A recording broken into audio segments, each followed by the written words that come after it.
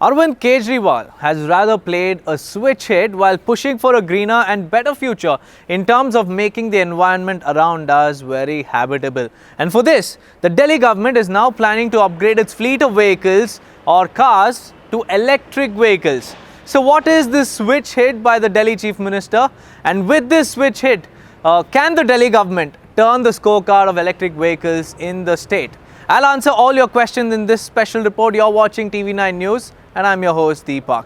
Now, Delhi Chief Minister Arvind Kejriwal on Thursday launched the Switch Delhi campaign, which points at turning the Delhi government's electric vehicles adoption policy into a mass movement.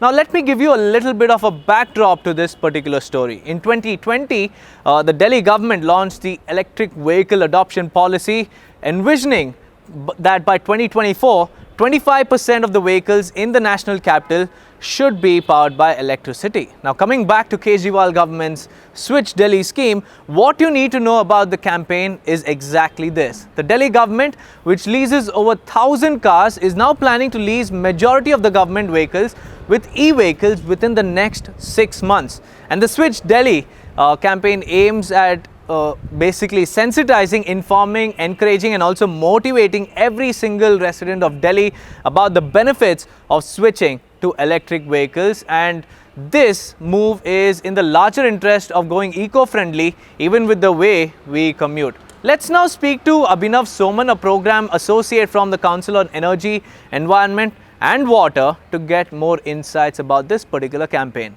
Firstly, Abhinav, is it feasible for the general public to purchase electric cars with the cheapest electric vehicle being priced at 9.44 lakh rupees in India? I'm sure there are very less takers for these vehicles. What are your opinions on this question? It does make sense for people to switch to electric vehicles. We need to factor in not just the upfront cost of the vehicle, but also the day-to-day expenses such as fueling expense and maintenance costs associated with the vehicle over its lifetime. So this total cost of ownership is lower, more competitive for an EV compared to that of a petrol or diesel vehicle.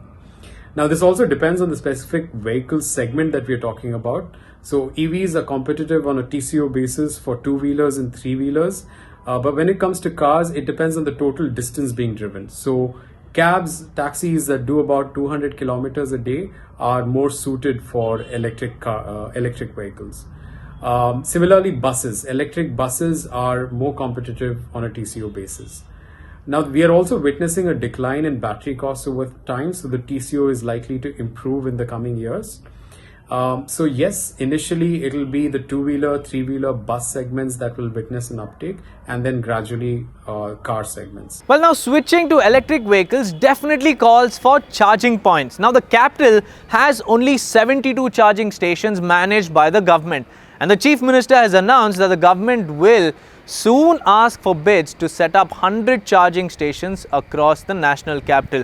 Now, to give you a little bit of a picture about charging points, each charging station, if you have to buy it on a from a private firm, it would cost you anywhere between 15 to 16 lakh rupees. And for you to buy the subsidized charging stations or set up subsidized charging station, it would cost you approximately 2 lakh rupees. And the cars are priced at 9 lakh rupees. And for you to charge them, you need another charging station, which is another 2 lakh rupees. So how feasible will it be is the big question.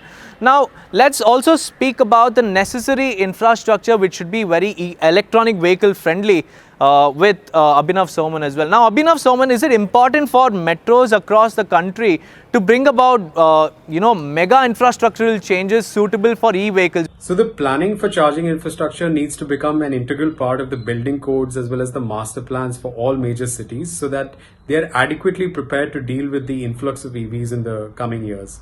And also, these plans need to be specific for different vehicle segments. So for instance, CW's analysis finds that when it comes to two-wheelers and three-wheelers used for commercial purposes, such as urban freight services as well as last-mile connectivity, a battery swapping approach is more suited and more economical compared to point charging. And at the same time, the local grid infrastructure also needs to be enhanced to deal with the additional demand from EVs. And the electric utilities need to be able to influence charging behavior so that the peak demand does not coincide with electric vehicle charging. Now, for firm milestones, we need time-bound implementation, and also there must be something for the general public to switch from their primitive vehicles to electronic vehicles. And for this, the government has announced subsidies, and you don't have to pay road tax or even registration charges while buying an electronic vehicle. So the subsidies are basically based on the battery capacity. So the government has said that 10,000 rupees per kilowatt an hour to the first 1,000 e-cars or electric four-wheeler vehicles, with a cap of 1,50,000 per vehicle as subsidy. And the government has also announced a subsidy of 5,000 rupees per kilowatt hour of the battery capacity, up to a maximum of 30,000 for purchases of electric two-wheelers, auto rickshaws, and also freight vehicles. Along with this, the government has also announced scrapping incentives for those who make the switch from fuel-based vehicles to electric vehicles. And I think with this new scheme coming into the picture, it's time that we turn off pollution by turning on electric vehicles in our houses. Please do drop in your opinions in the comment section below, and also do not forget to like, share and subscribe to TV9 News on various social media platforms. Many thanks for watching.